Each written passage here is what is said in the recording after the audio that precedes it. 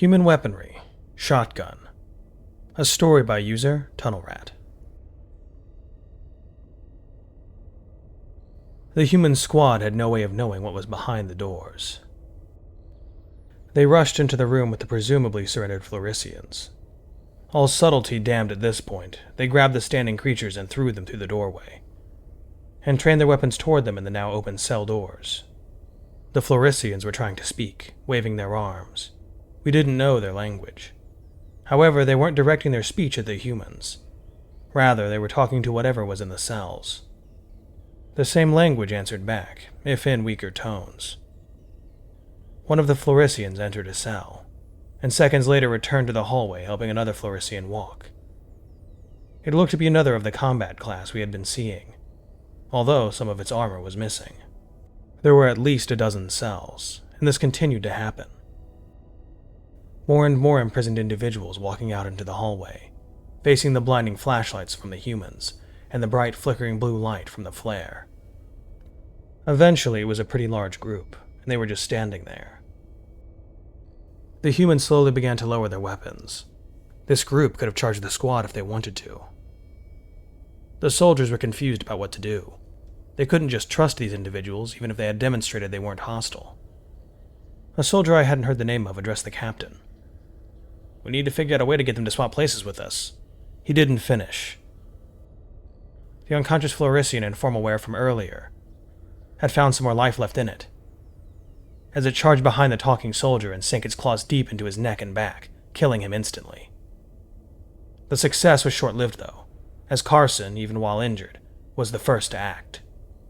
He raised the bulky firearm and pulled the trigger. It let out a deafening blast. The Florician's chest completely exploded, and its body was thrown into the wall. The entire console and desk that lined it were coated in blood and scales. I stared at the screen in shocked silence. This new weapon had so much raw destructive power I hadn't seen before. I hardly noticed the other human soldiers frantically trying to stop the bleeding, as two humans brought their guns back up to face the crowd. Carson pulled the bottom slide back on the gun, and a small red cylindrical object flew out. He then walked over to the Floricians, grabbed the nearest one, and stuck his sidearm to its head. Then began slowly moving through the crowd of about 16 individuals, while hiding behind his new hostage. I noticed that Carson, being the largest human I'd seen so far, was the only one who was about the same height as the Floricians. He motioned for the other humans to follow him, and they did. Once they were at the entrance to the hallway, he pushed the hostage back into the brig area. The whole time, the group just watched the soldiers in silence, not making any move towards them. A couple that had been in the cells were slumped against the wall. The humans stopped at the entrance, still with their firearms trained on the bunch in front of them. I don't know what they were planning to do. It looked like they were planning to execute the group. That didn't seem like something they would do, though.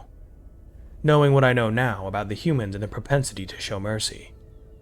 The commander of the squad, that I knew was named Mike, addressed the operator. "We need reinforcements and a medical team. We got wounded. This group here is docile. Tell secondary teams to look for individuals wearing formal military dress rather than combat gear." With that, another human motioned at the Florician group to get back. He was herding them into a small room at the end of the hallway. I assumed this was because it only had one entrance, and they could better keep track of them that way. As he moved back to the squad, he peeked into one of the cells and shook his head. There was blood and other bodily fluids all over the place, and no furniture. Just a barren room with a single light.